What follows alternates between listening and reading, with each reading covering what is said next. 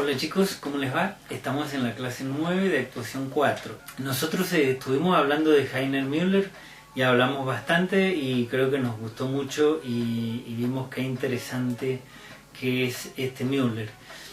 Yo sigo avanzando un poco en lo teórico, no, sigo avanzando bastante en lo teórico, en el comentario de las de los apuntes y agrego también otras cosas. Porque es un poco más accesible de hacer que en estas con estos métodos que tenemos ahora, tecnológicos, porque si tuviéramos las clases prácticas, que yo espero que en el segundo cuatrimestre podamos hacer todo práctico,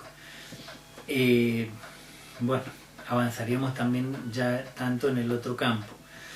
Como les dije, voy a tratar de no hacérsela tan larga y empezar a hablar un poco ahora de lo que es el absurdo, del absurdo, pero antes tenemos que decir dos palabras de la filosofía sobre la cual se basa el absurdo. ¿Y por qué nos vamos a detener en nos vamos a ver un poco esta filosofía que deviene también, da un fruto en el campo del teatro?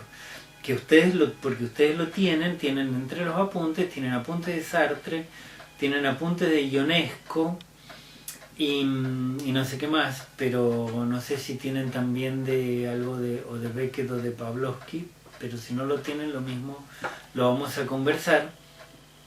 Y bueno, Pavlovsky lo vamos a ver particularmente en teatro argentino. Y porque además nosotros hemos visto ahora el teatro de Heiner Müller y evidentemente Heiner Müller no podría haber existido sin el absurdo. Al menos no habría existido de la manera como existió, no habría escrito lo que escribió si no hubiera sido también que él conocía el absurdo. Y este absurdo viene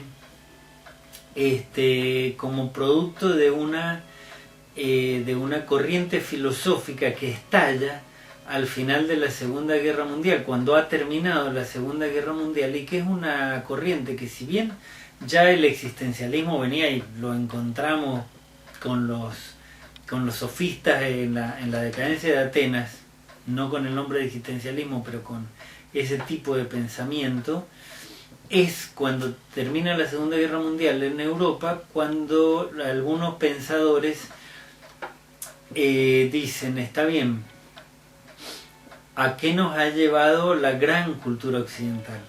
¿A qué nos ha llevado toda esta historia cultural? Griegos, romanos, renacentistas, racionalistas, neoclásicos, iluministas. ¿A qué nos ha llevado toda esta cultura que nos enorgullece tanto? A una carnicería ilógica y absurda, como ha sido la que provocó la Segunda Guerra Mundial. Porque fíjense ustedes que si bien la Primera Guerra Mundial fue terriblemente carnicera, porque todavía se peleaba cuerpo a cuerpo, aunque ya había aviones, etc., en la Segunda Guerra Mundial es cuando se produce una matanza que es muchísimo más descabellada.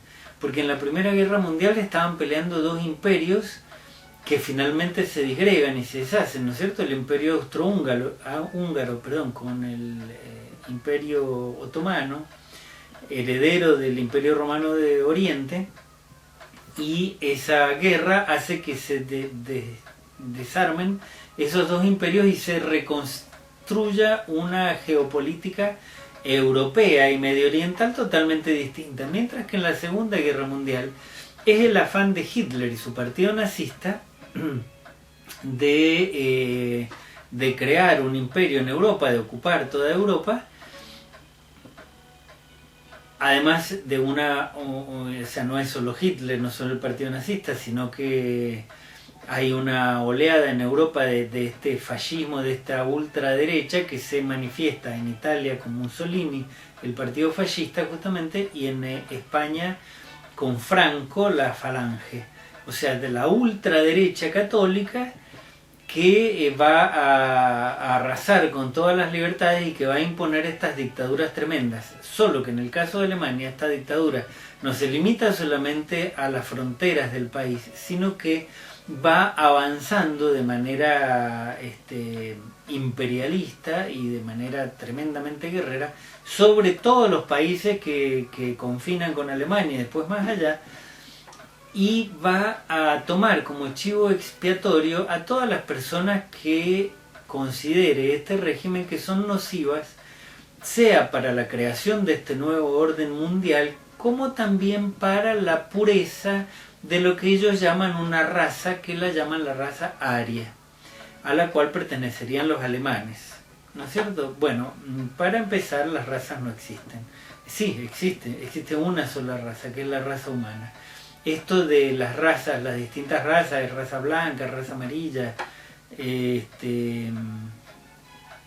no existe, es un invento para justificar una diferencia que se dice racial y que se va a traducir en una diferencia sociopolítica, económica para con ciertos sectores de la humanidad, ¿no es cierto?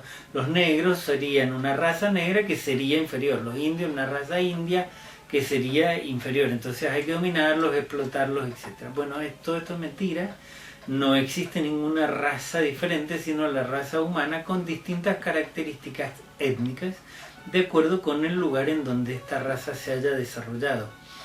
Es así que el partido nazi entroniza una supuesta raza aria como que es la mejor, por lo tanto la que tiene que dominar el mundo.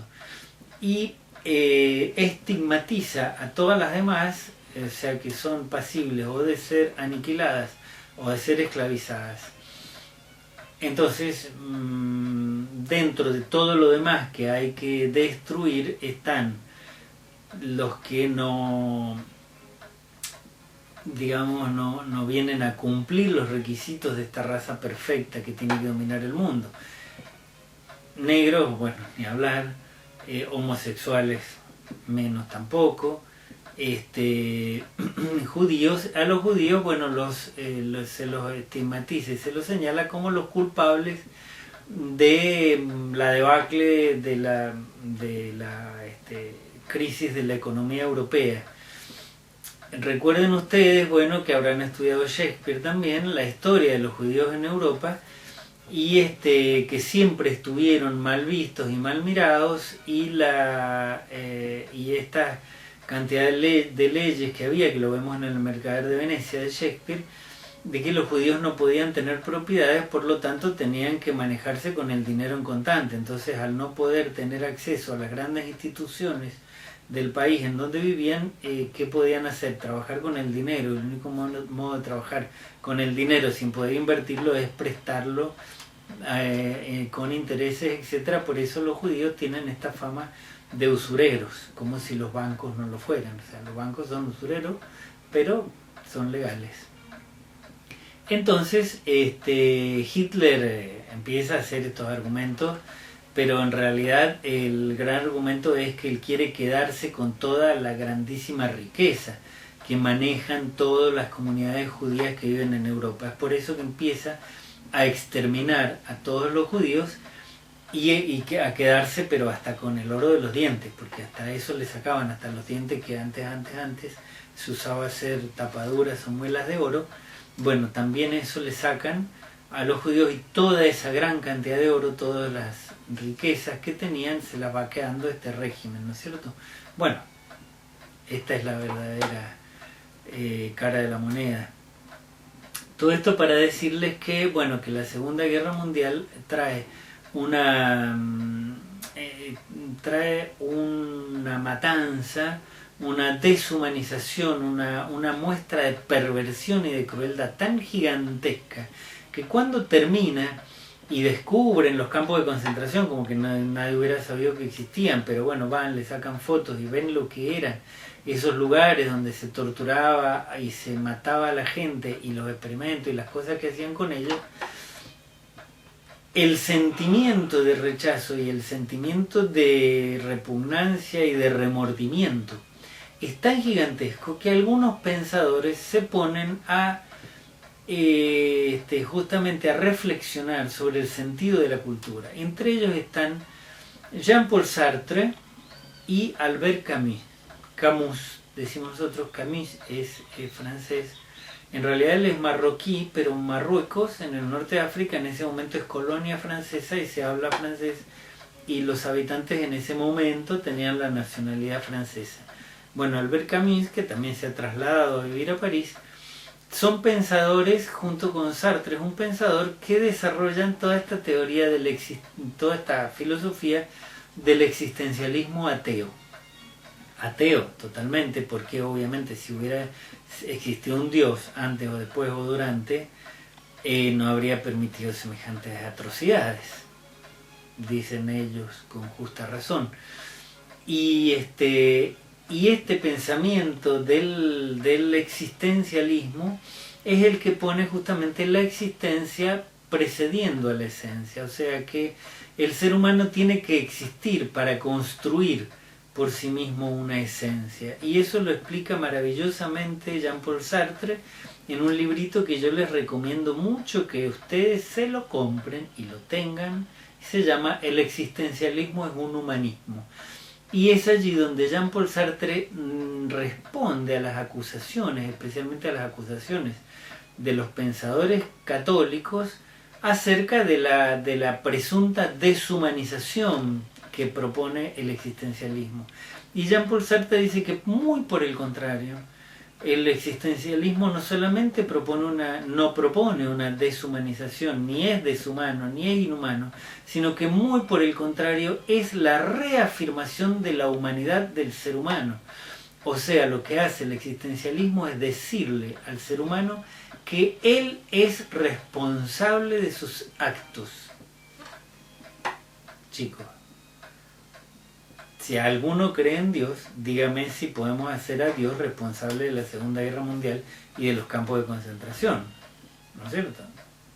No, es toda responsabilidad del ser humano. Lo que dice Sartre, no hay ninguna providencia divina, no hay ninguna voluntad sobrenatural, extraterrestre, inhumana, extrahumana, sino que es el ser humano el artífice de todo lo que sucede. Por eso cada ser humano tiene que hacerse responsable, y para hacerse responsable de su propia vida y de la vida de los demás tiene que ser una persona consciente, una persona racional que viva con los ojos abiertos, como dice la escritora francesa Marguerite Yourcenar, vivir con los ojos bien abiertos.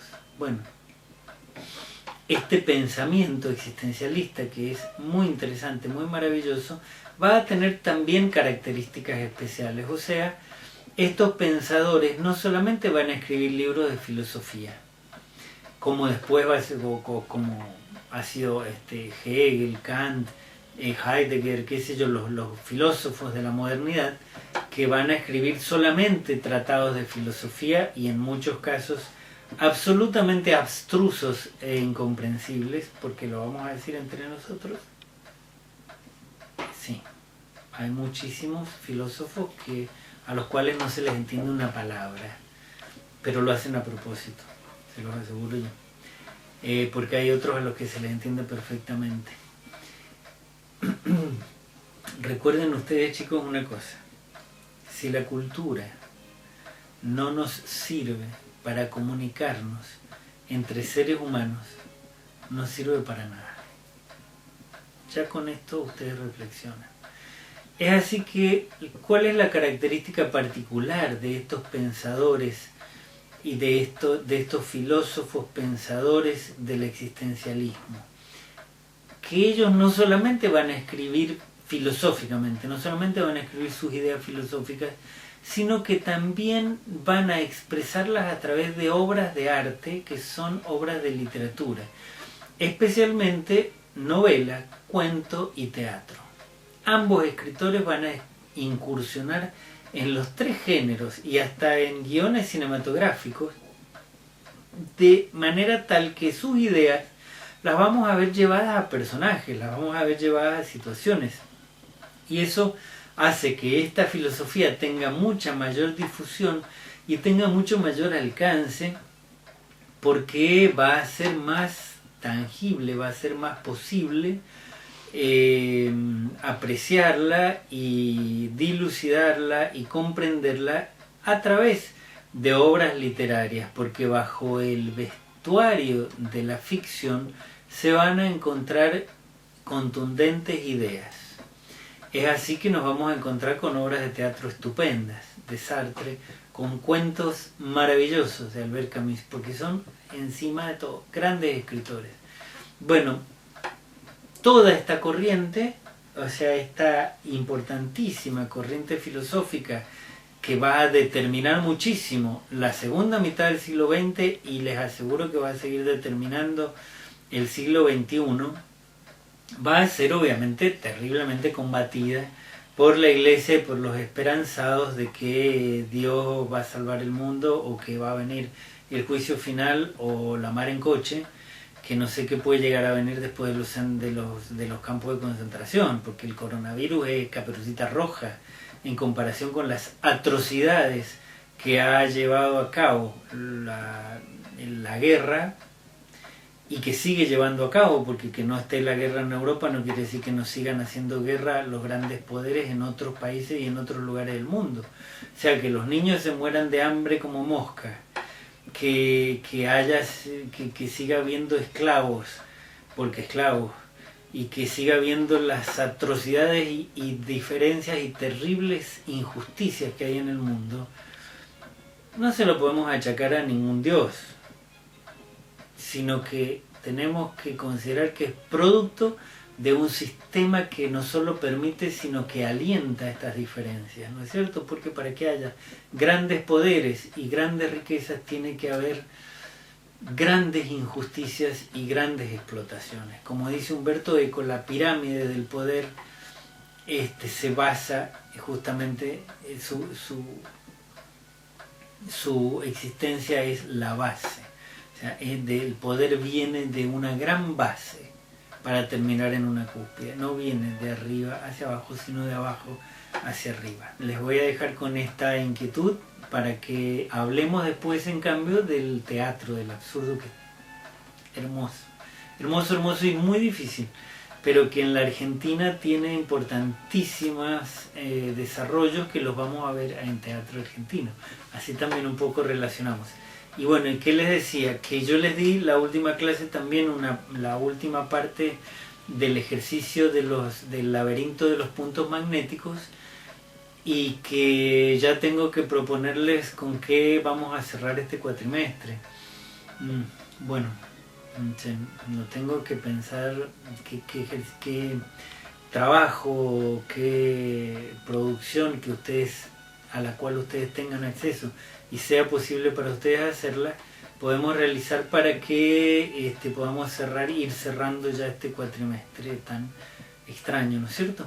Bueno, por favor, ejerciten los puntos magnéticos, que son muy importantes para que podamos pasar todavía a otra etapa y ya tengan ustedes estudiados párrafos del texto que han elegido, los párrafos que han elegido del texto circensis, para que puedan trabajar los ejercicios justamente con ese texto, que esa es la finalidad.